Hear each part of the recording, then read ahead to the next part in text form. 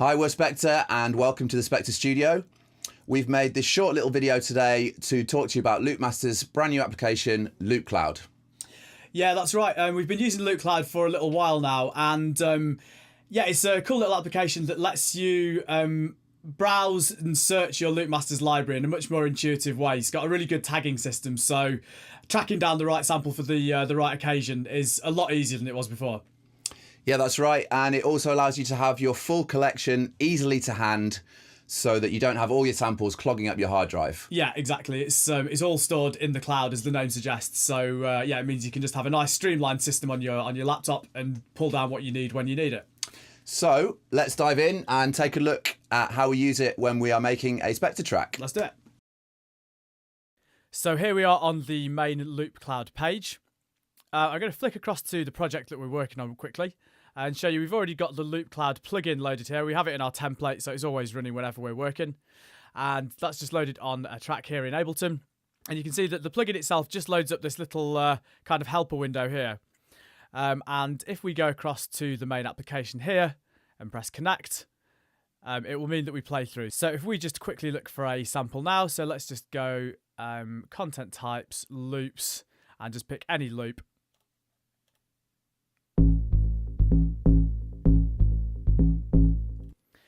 If I hit play in my project,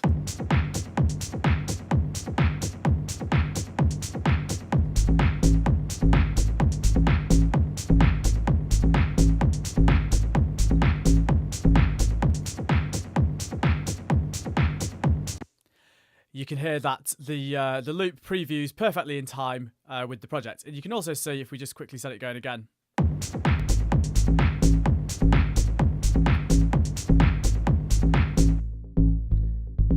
that it's coming up here on its own channel. So you can even preview it with effects and things if you wanted to. So if we wanted to throw a bit of delay on there, we can do that.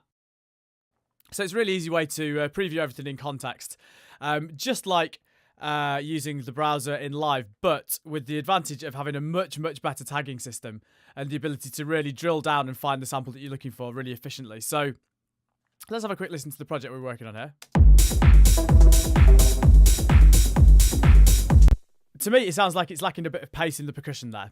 So if we go into back into Loopcloud, clear the tags there, and search for content types loops, but then instruments hi-hat. Then we can browse through these hi-hat loops in context.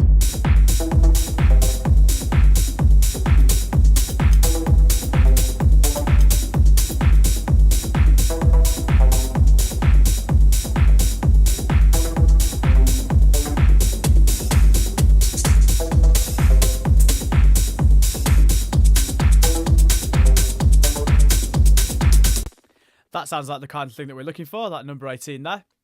So you might have noticed a tiny little delay there, and that's because all these samples are actually streaming down from the Loopcloud servers, which is a real big advantage when you're working on a machine with limited space. So when we're on the road and we sometimes write ideas just on our laptops, I don't want to have my massive full sample library with me at all times because it just fill my laptop up. So being able to use Loopcloud, where it just streams the files from the server over the internet while you're working, and then you can just download what you need when you need it. So let's say we want to drop this hat loop in. Putting it into the project is really simple. You just click and drag, wait for it to pick up like that, switch back over to Ableton Live or whatever DAW you choose to use, and it just drops in exactly the same way that dropping a sample would from any other source. And now that's in our project just like any other sample.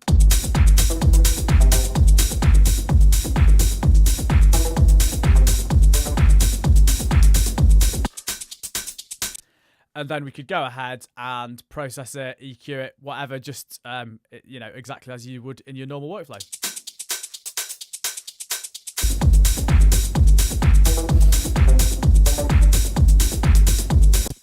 Now that was quite a simple example, but the tagging really comes into its own when you start drilling down and looking for more specific things.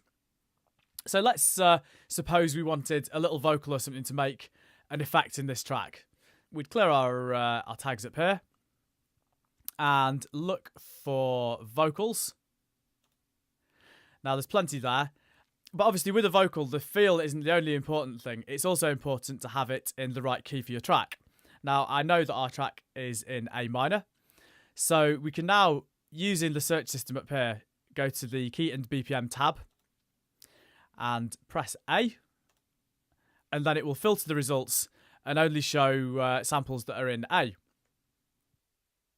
So we can see here that these top two are labelled A minor. I think it's probably just two different copies of the same sample, actually, in different formats. So let's have a listen to one of those.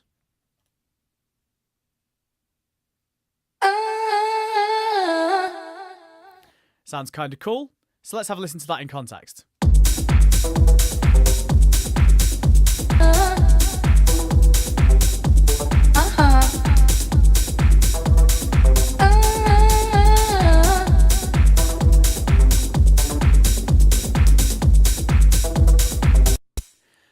So this bit here sounds pretty cool. The middle bit doesn't really work in our track. So let's say rather than just dropping it in as a loop, we wanted to do something a bit more creative with this. We can do that. So what I'm going to do is go back into our project here, and I'm going to make a new MIDI track rather than an audio track this time. So just down here, let's create a new MIDI track and make sure that track's selected. And you can drag and drop onto a MIDI track in Ableton in exactly the same way as you do an audio track. So I can pull this sample from here. It just downloads it in a flash like that. Pop back into Ableton, drop it on here. And now that is on a simpler. So if I move my start point in.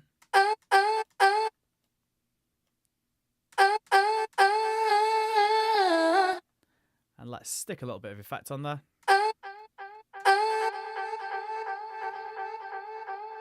And I can have a little jam with that and maybe try and make something quite interesting with it.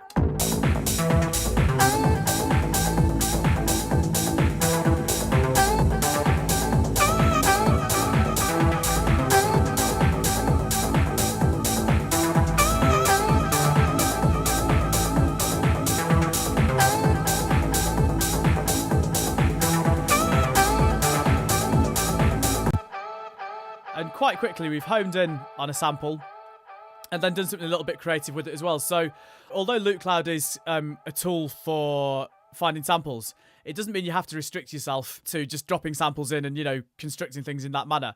It can be a great way to hunt out interesting sources and make something interesting with them. So yeah, that's our thoughts on Loopcloud, which is now available on loopmasters.com. We've been Spektre. Thanks for joining us.